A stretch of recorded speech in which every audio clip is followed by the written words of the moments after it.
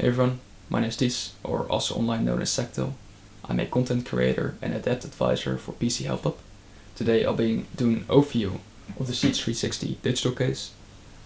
This case can also be found in ATX version, which is CH560, and the CH160, which is the mini ITX variant. All of these cases can be found in both digital versions and non-digital versions.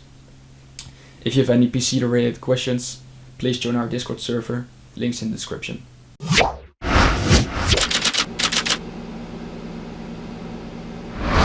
So let's start with opening side panels. The tempered glass panel pops off easily since held down by magnets.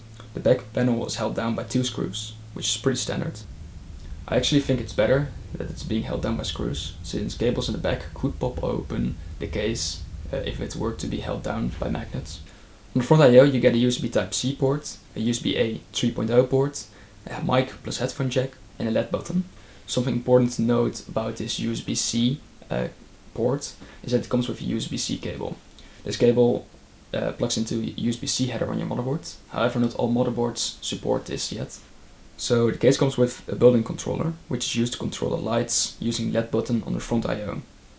If you wish to use software, you should just remove the SATA cable and don't use the controller at all. The controller is purely just for the button on the top I/O. You can daisy chain all the fans together, so both daisy chaining for ARGB and for PWM fan control, and just plug it into the motherboard. You would only need one ARGB board and one system fan header. The digital part of this case is the display in the front, which is connected to the motherboard using USB 2 cable. The screen can display temperature but also usage. You can change this in the software in Windows. Make sure you have a USB 2 header available, otherwise you won't be able to use the display. So, the case supports a maximum of 2 3.5 inch drives with one 2.5 inch drive, or you can use 3 2.5 inch drives. The case supports a maximum length of 160 mm for the power supply with a hard drive cage installed, a GPU length of 320 mm, and a CPU cooler height of 165 mm.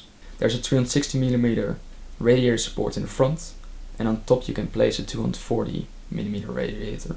We can see that the case comes included with 3 ARGB fans, 2 of which are 140 mm, and the rear fan is a 120 mm fan.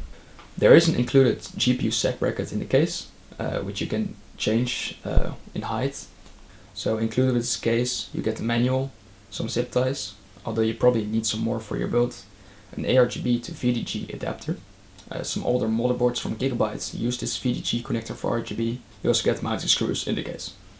So for this build I'll be using the MSI Pro B650MB motherboard, a Ryzen 5 7600, 32 gigs of 6000 MHz CL30 G-Skill Flare memory, the MSI A750GL power supply, a Gigabyte 3070 hours master, which comes with a LED screen on it, the Thermalright Assassin X120 SE, a 1TB KC3000 SSD, and wide Jalid cable extensions.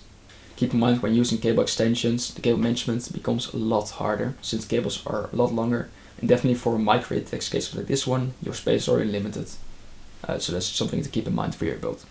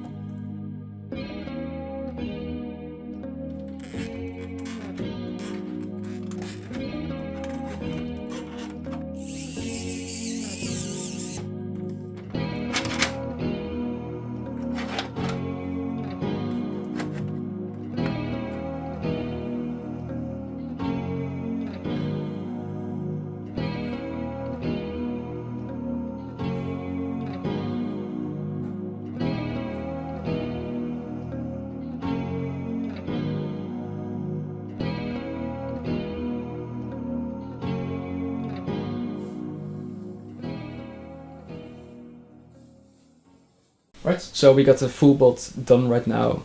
Sadly, this case cannot be found in the US anymore due to restrictions from Deepcool products in the US. They can't sell any products in the US anymore. In Europe and Asia, you can find this case pretty much anywhere available. For me, it's about €90, which honestly is a fine price for this case, for digital variant. So I hope you guys enjoyed this video. If you have any questions, as I said, join the Discord server, links in the description. Thanks a lot.